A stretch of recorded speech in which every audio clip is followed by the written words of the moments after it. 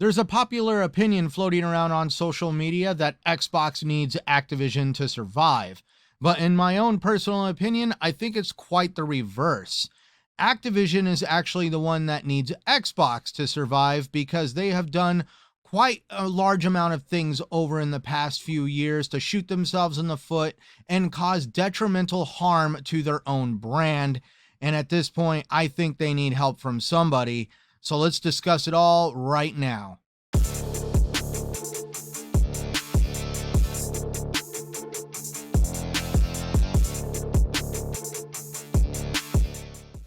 So thank you for tuning back in, everybody, and we're going to get right into the thick of it. We all know the opinion that floats around on social media that anything that Microsoft touches becomes tainted somehow and is just ran into the ground and becomes worthless. At least that's what they try to say. And that also by Microsoft owning Activision, it somehow causes detrimental harm to the gaming industry. But I honestly believe that at this point, Activision themselves has tainted their own brand and has caused detrimental harm on their own, not only to their own company, but to the gaming industry as a whole by the practices that they hold internally and the people kind of running the show currently before Microsoft acquires them. So getting right into the weeds of it all, we all remember a few years ago that Activision themselves were actually sued by not only the state of California, but also by the federal government for violating employee rights and also other laws when it came to the employment of people, because they actually did some pretty nasty things over at Activision. Let's just remind everybody about that. There was certain instances of like unequal pay for female employees, mistreatment of female employees along sexual lines of like complete sexual harassment. I mean, I don't even want to cover some of the stuff that was said. I mean, it was absolutely disgusting if you really think about it, like how they had a nickname for a certain hotel room where they would take interns and stuff like that. It was absolutely disgusting in all actuality. And to make it even worse, we remember when the Wall Street Journal came out and kind of published an article revealing that Bobby Kotick himself was not only a toxic individual who had a past of actually not only threatening other employees, but even other people around him. I think there was like even an air stewardess on a private plane that he threatened and left a voicemail for. So Bobby Kotick himself is not no innocent party in all this. And to compound it and make it worse, Bobby Kotick was caught knowing that there was a lot of these internal issues going on, and this was highlighted by the Wall Street Journal. And so at that point, we all remember when Nintendo, Xbox, PlayStation, and even Jeff Keighley at the Game Awards came out and voiced their opinions about how they felt about the things that were coming out of Activision and the accusations that were being thrown at Bobby Kotick. And they said that these would not stand in the gaming industry and that people have a right to be treated with respect. The powers that be over at Activision, to help clear up some of these accusations, implemented two people with large responsibility to kind of steer the company into a better future. And that was Mike Ibarra and Jen Oneal. But Jen Oneal quit just a few months after receiving that position because of some of the same problems: unequal pay and mistreatment of a female employee. And this was even after Mike Ibarra attempted to help her get equal pay, but the arguments fell on deaf ears with the Activision powers that be that controlled the whole situation. With all the issues and mistreatment of people over at Activision, the employees decided to start forming a union to help protect themselves. And this was met with a lot of resistance from the higher ups, the powers that be, again, at Activision, almost to the point where Activision and those executives were accused of union busting by trying to prevent the formation of a union over at Activision Blizzard. With all these issues taking place over at Activision, this is where Microsoft stepped in and obviously offered them a lot of money to buy Activision out, because they saw at this point in time, in my opinion, they had to strike while the getting was good, because, like, honestly, what could happen to Activision if by some chance the company decided to implode internally and all the employees walked away? And this is one of the things that Microsoft Xbox has been very adamant about with world regulators during the acquisition process, in showing that they are actually totally for and support the idea of the employees of Activision Blizzard actually unionizing, because there's even a union over at other studios that Microsoft has under their umbrella. And so therefore Microsoft wanted to show their total support for the idea of unions being in the gaming industry. Now, the buck doesn't stop there when it comes to the woes of Activision and the internal struggles that they are having with their employment. It also stems from a very, very disturbing direction for Activision Blizzard when it comes to the development of their games. And this is where it seems that Activision Blizzard is very hyper-focused on creating games that are quick cash grabs like remakes, and also games that are games as a service that are heavily laden, flooded with microtransactions to generate as much revenue as possible.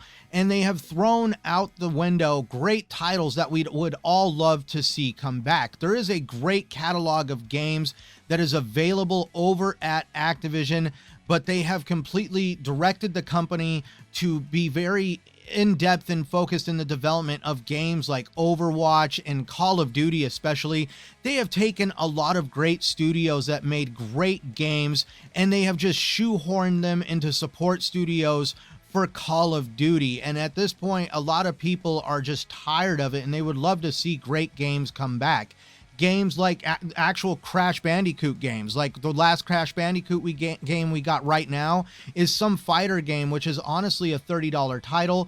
We haven't seen Spyro the Dragon come out at all. Tony Hawk Pro Skater, we would love to see an actual up-to-date inception of that game, not the remake that we got. Don't get me wrong, it was great to play, but honestly, we would like to see a more up-to-date version of that game with just new everything about it. I mean, even Tony Hawk himself said he would love to create another Tony Hawk Pro Skater game, but we also got other games like Prototype, StarCraft, Blur, True Crime, and even Guitar Hero. Guitar Hero was an absolute insane sensation that some people just wonder what the hell happened and why it died out so quickly. The issues just don't circulate around the games that Activision isn't making, but it also circles around the games that they are currently making, like with Diablo 4. Many players were disappointed with the recent Diablo 4 update as it failed to address major community concerns and exasperate existing issues, starting with the increased grind and slower gameplay that was created with the current patch that was just rolled out. Players already felt that the game was really slow and grindy, but this new patch made it even worse. And for whatever reason, developers were asking what they could do to make the game a much better rounded experience. And all the quality of life suggestions that were suggested to the developers in the chat rooms were completely ignored. The sorcerer class was nerfed, which was confusing to Diablo players because the sorcerer class already felt very underpowered. There was changes to the Helltide events that people aren't agreeing with, making it even harder to go through these events, and the rewards are even less. Like, it doesn't feel worth going through the trouble to do these Helltide events at the current point. And there's even an unbalanced sorcerer, a unique weapon that people are having issues with. It's just overall with this new patch and the new season that's being rolled out for Diablo 4, there's a big negative player response in stating that the online response to the patch notes has been overwhelmingly negative, with some players expressing the game may not be worth playing with all these changes, which now has players questioning the impact on player retention. While there might still be excitement about the upcoming seasonal content, the dissatisfaction expressed by hardcore fans raises concerns about player retention and engagement in the future of the game. We also can't forget what Activision Blizzard has done to the Overwatch franchise, a franchise that I actually enjoyed playing, had a lot of fun playing the original Overwatch game, and there was a lot there for people to enjoy and experience.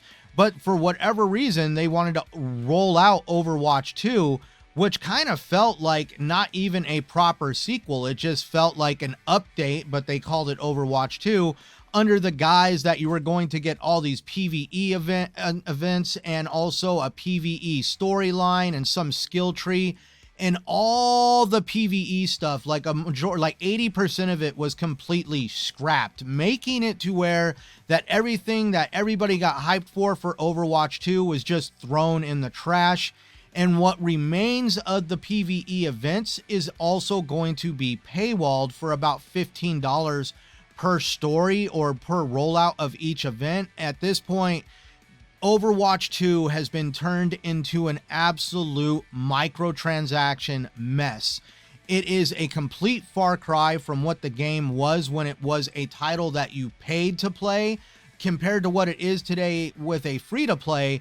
And it seems like a lot of people would rather go back to the roots of just pay-to-play because they are not enjoying how Overwatch 2 has been rolled out and all the directions it has taken when it has come to basically it's being geared to just create revenue and charge people for stuff that they originally back in the day were just able to play the game and grind out and get this stuff free of charge. But now the game is just overly grindy. There's battle passes, premium passes, skins, and all just microtransactions everywhere. And it just feels like all the joy and excitement has been sapped out of the game, which has led to now Overwatch 2 has created the situation where the Overwatch League is looking at being dissolved and going away.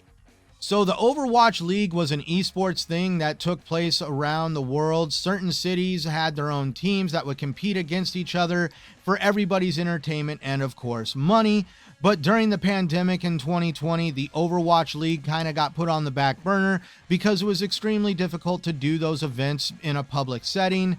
So therefore, it kind of fell to the wayside. And now now that the pandemic is ending, a lot of these teams are actually coming out and they're wanting to explore what's going to happen with the league. And that is where they now have to vote on a new operating agreement for how the league is going to operate and the rules that they'll all conform to. And it's going to be a very interesting vote because, for starters, Activision has given them a way out to completely exit the league and get a lot of money. So for each team that's in the league, for every team that leaves, they get $6 million. So combined, if every team leaves and gets $6 million, it can total out to $114 million that Activision Blizzard would have to shell out to basically essentially end the Overwatch League. And it seems like it's entirely possible that we could see the Overwatch League come to a close because with the issues with the pandemic and the fact that these teams and the idea of esports is not generating a lot of revenue anymore, and it's compounded by the fact that a lot of issues have been taken with the new rollout of Overwatch 2, it's completely possible at this point that we will see the end of the Overwatch League take place. Now it seems we get to Call of Duty, another game franchise under the Activision banner that is a little bit in decline. And stated over the last 6 months, the player counts for Call of Duty, Modern Warfare 2, and Warzone 2 have experienced a significant decline despite initial positive impressions. And it was stemming around things like the expectations of the community are unmet. The Steam player counts are even starting to drop, even with discounts for the games to try to create new players in the games. And there's also a lot of frustration overall with Activision and just how they're handling the games themselves. Cheaters are running rampant. Activision is rolling out skins that people are actually using to have a competitive edge in the game, like the boys character that's in the black suit. They created essentially another problem of where you now have a completely black camouflage character that can hide in the shadows, which is now going to be the skin that everybody is going to play, which completely gets away from the idea of what Call of Duty is. You want people to have different play styles. You don't want it to just be geared towards everybody owning one skin because it gives you a competitive advantage, and that it's a complete cash grab when you design something like that. But there's also a large backlash from the community on how now Call of Duty is going down this road of just completely outlandish stuff. I had no problem with it, but I did think that the two cat characters that were rolled out for Call of Duty were pretty funny and awesome in my opinion. But there is a lot of fans that are not liking the approach of just how Call of Duty is starting to become very unrealistic and out of touch with reality when it comes to what's being delivered in the games. So therefore, the declining player counts for Call of Duty are really starting to show up, and that's where we're starting to now see a large uptick in past Call of Duty games, even stuff in the 360 era, starting to have larger player counts than current Call of Duty games, because people are just wanting to go back to the Call of Duty titles that they love a lot and just live in the nostalgia of what was once a great franchise. And that kind of leads us to where Microsoft Xbox has helped really facilitate success in that dream, because they went in and they gave fans what they wanted, and they fixed a lot of issues with these older games and the servers that they're ran on. So Microsoft a few days ago went and fixed a lot of the servers that the older Call of Duty games run on, and now it appears that there has been not only a large uptick in player counts on these servers, but also the sales for a lot of these games are starting to go up as well, which has led Microsoft and Activision to roll out a huge sale for Activision Call of Duty titles on the Xbox store that has totally got fans excited, and it seems like it's revitalizing the Call of Duty franchise as a whole, getting fans excited for what the future can hold. And this is where it shows that not only Microsoft is wanting to be a very good caretaker of this franchise, but also steer it into a much brighter, bigger future for the gaming industry. And this is one of the things that has me excited, because this is honestly what Activision needs in the end. And this is where I really hope that Microsoft is going to be able to succeed in being able to course correct some of the decisions that have been made recently with a lot of the large titles that Activision has decided to entrench themselves with like Diablo 4, Overwatch, and now Call of Duty. But I also do want to see Microsoft in turn bring back some of these other franchises that fans are all frothing at the mouth to have back, and somehow kind of get a lot of these studios that have been shoehorned into the idea of just being support studios for Call of Duty to be able to allow them to creatively develop games that they are passionate about and resurrect titles that fans would love to see come back. Now, please, I'm not trying to white knight for Xbox or say that they're going to come in here and be the saving grace of Activision. I'm just trying to say that Activision needs some serious outside help in dealing with its internal struggles, and that it would be nice to see some of these old titles come back, other games get corrected and not turn into some microtransaction circus, and just be steered towards a bigger, brighter future. And that also, for the main part, that the employees of Activision, the hardworking individuals that dedicate large portions of their life, time, and effort into developing and crafting these experiences for us, I just want them to be able to breathe a sigh of relief and not feel like they are going to be victimized by an out-of-control executive board, and that the future is not only going to look bright for gamers and what's going to be delivered to them, but also what's going to be delivered into the future of the employees that work for Activision Blizzard. Well, everybody, if you've made it to this part of the video, I really enjoyed you taking time out of your day to watch my content. If you enjoyed the content and want to see more of it, please like, subscribe, comment down below, all that fun stuff that YouTube likes to see and help my channel grow. Also, the end card on this video, please watch my last video, explore my channel and all the other content that I create. And as always, I just need to tell you that the console wars and the shenanigans, therefore, are absolute dogma. Just be sure to play the games you love on the platform you prefer, no matter what anybody says. I am Centurion 1307, and thank you for watching.